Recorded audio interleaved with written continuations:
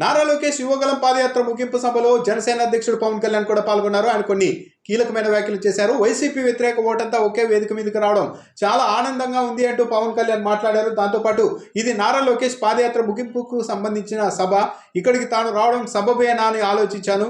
కానీ చంద్రబాబు నాయుడు నారా లోకేష్ రావాల్సిందే అని మనస్ఫూర్తిగా ఆహ్వానించడంతో తాను మనస్ఫూర్తిగా ఇక్కడికి వచ్చానని చెప్పారు.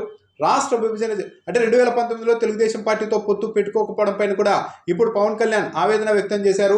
విభజన జరిగినప్పుడు రాష్ట్రం కష్టకాలంలో ఉండడంతో చంద్రబాబు నాయుడు లాంటి వ్యక్తి రాష్ట్రాన్ని నిర్మించేందుకు అవసరమని తెలుగుదేశం పార్టీకి తాను పోటీ నుంచి తప్పుకొని మద్దతు ఇచ్చాం, అధికారంలోకి వచ్చాం. కానీ దురదృష్టం కొద్దీ 2019కి వచ్చేసరికి చిన్న చిన్న అభిప్రాయ భేదాలు కావచ్చు, కమ్యూనికేషన్ గ్యాప్ వల్ల కావచ్చు, పొత్తును ముందుకు తీసుకెళ్లలేకపోయాం. 2019లో జగన్మోహన్ రెడ్డి అధికారంలోకి వచ్చేశారు, రాష్ట్రం ఇలా అయిపోయిందని కూడా మాట్లాడారు. అంటే తెలుగుదేశం పార్టీ జనసేన పొత్తు పెట్టుకోకపోవడం వల్లే 2019లో జగన్మోహన్ రెడ్డి అధికారంలోకి వచ్చారని పవన్ కళ్యాణ్ భావిస్తున్నట్టుగా ఉన్నారు. కానీ 2019లో ఓట్ షేర్ చూసుకుంటే తెలుగుదేశం పార్టీకి 2019లో 39.17% వచ్చింది.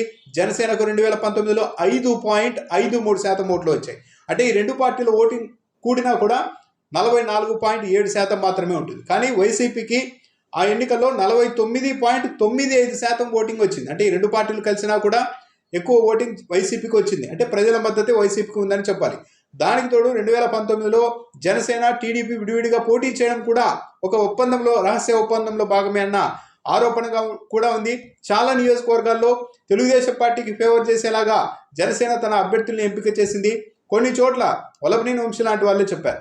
కొన్ని చోట్ల తెలుగుదేశం పార్టీ అభ్యర్థులకే జనసేన బీఫామ్ ఇచ్చేసి మీకు అనుకూలంగా ఉన్న వారికి ఇచ్చుకోండి అంటూ ఇచ్చారు. కేవలం ప్రభుత్వ వ్యతిరేక ఓట్ మొత్తం వైసీపీకి షిఫ్ట్ అవ్వకుండా చీల్చడం కోసమే పవన్ కళ్యాణ్, చంద్రబాబు నాయుడు విడివిడిగా తన పార్టీని పోటీ చేయించారు అన్న ఒక విమర్శ కూడా ఉంది. కానీ పవన్ కళ్యాణ్ మాత్రం ఆ రోజు కలిసి పోటీ చేయకపోవడం వల్లే జగన్మోహన్ రెడ్డి అధికారంలోకి వచ్చారు అన్నట్టుగా మాట్లాడుతున్నారు. మహిళల్ని నీచంగా తిట్టించడం, ఇళ్లలోని మహిళల్ని కూడా నీచంగా తిట్టించే సంస్కృతి వైసీపీతోనే మొదలైందని కూడా పవన్ కళ్యాణ్ ఆరోపించారు. అయితే ఇక్కడ ఒక విషయం గమనించాలి. ఇప్పుడు ప్రస్తుతం ఏపీ రాజకీయాలకు సంబంధించి సోషల్ మీడియాలో కావచ్చు, తెలుగుదేశం పార్టీ వాళ్ళు, అటు వైసీపీ వాళ్ళు, మహిళలు, పిల్లలు అనే గౌరవం కూడా లేకుండా ప్రతి పార్టీకి సంబంధించిన కార్యకర్తలు ఇష్టానుసారం దూషించుకోవడం అయితే సోషల్ మీడియాలో జరుగుతోంది. కానీ ఈ కల్చర్ జగన్మోహన్ రెడ్డితోనే మొదలైంది, ఆయన వచ్చాకే మొదలైంది అని పవన్ కళ్యాణ్ చెప్పడం కరెక్టేనా అన్నది కూడా చూడాలి. ఎందుకంటే జగన్మోహన్ రెడ్డి ప్రతిపక్షంలో ఉన్నప్పుడు ఆయన సోదరి వైఎస్ షర్మిల పైన ఒక ప్రాపగాండా ఎలా చేశారు తెలుగుదేశం పార్టీ వాళ్ళు అన్నది అందరూ చూశారు. ఒక తెలుగుదేశం పార్టీలో ఎమ్మెల్యేగా ఉన్న ఒక వ్యక్తి సంబంధించిన బిల్డింగ్లోనే షర్మిలకు వ్యతిరేకంగా ఒక ప్రాపగాండా నడిపారు అన్నది కూడా ఆ తర్వాత బయటకు వచ్చింది. అంతేందుకు 2019 ఎన్నికలకు ముందు ఇదే పవన్ కళ్యాణ్పై తెలుగుదేశం పార్టీకి అనుకూలమని పేరున్న కొన్ని టీవీ ఛానళ్లు కొందరు వ్యక్తుల్ని కూర్చోబెట్టి పవన్ కళ్యాణ్ వాళ్ళ అమ్మగారిని కూడా దూషిస్తే, ఇదే పవన్ కళ్యాణ్ మా అమ్మని కూడా తిట్టించావు లోకేష్ అంటూ అప్పట్లో ఆగ్రహం వ్యక్తం చేసింది ఉంది. ఒక తెలుగుదేశం పార్టీకి అనుకూలమైన పేరున్న ఒక మీడియా సంస్థపై పరువు నష్టం దావా వరకు వెళ్ళారు. జనసేన వాళ్ళంతా ఆ ఛానల్ని బహిష్కరించాల్సిందిగా పిలుపునిచ్చే వరకు కూడా పరిస్థితి వెళ్ళింది. కాబట్టి మహిళల్ని దూషించడం అంటే ఈరోజు వైసీపీ వాళ్ళు ఎవరు దూషించడం లేదని కాదు, కానీ రెండు పార్టీల వాళ్ళు అలాగే తయారయ్యారు. కానీ ఇది ఇనిషియేట్ చేసింది ఎక్కడ మొదలైంది అన్నది చూస్తే వైసీపీ నుంచేనా లేకుంటే అంతకుముందేనా అన్న అభిప్రాయం కూడా కలుగుతుంది. అప్పట్లో ప్రజారాజ్యం పార్టీ పెట్టినప్పుడు చిరంజీవి ఆయన కుటుంబ సభ్యులకు, మహిళా కుటుంబ సభ్యులపైన కూడా తెలుగుదేశం పార్టీకి అనుకూలమైన పేరున్న మీడియా సంస్థలు విపరీతంగా నెగిటివ్ ప్రచారం చేశాయి అన్న ఆరోపణలు కూడా అప్పట్లో ఉన్నాయి. జగన్ జైల్లో పెట్టింది సోనియా గాంధీ అయితే ఆ కక్షనంతా చంద్రబాబు నాయుడు మీద చూపెడుతున్నారు. చంద్రబాబు నాయుడిని జైల్లో ఉంచడం తనకు చాలా బాధేసింది అని కూడా పవన్ కళ్యాణ్ చెబుతూ ఉన్నారు. అయితే పవన్ కళ్యాణ్ ఈ సభలో కూడా డిమాండింగ్గా కాకుండా బేషరతుగానే నేను తెలుగుదేశం పార్టీకి మద్దతు ఇస్తున్నాను అన్నట్టుగా మాట్లాడారు.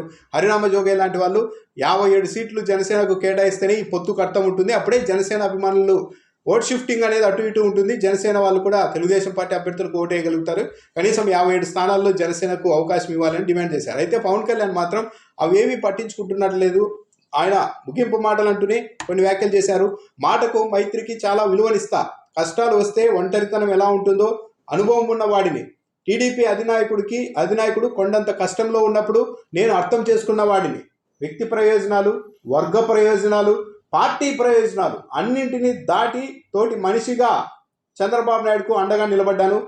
ఏది ఆశించి తాను చేయలేదు. 5 కోట్ల ప్రజల భవిష్యత్తు కోసమే ఆలోచించాను, ముందుకు వచ్చాను. ఈ మైత్రి, ఈ స్ఫూర్తి చాలా కాలం ఉండాలి, కాపాడుకోవాలి అని నేను కోరుకుంటున్నాను అని కూడా పవన్ కళ్యాణ్ చెప్తున్నారు.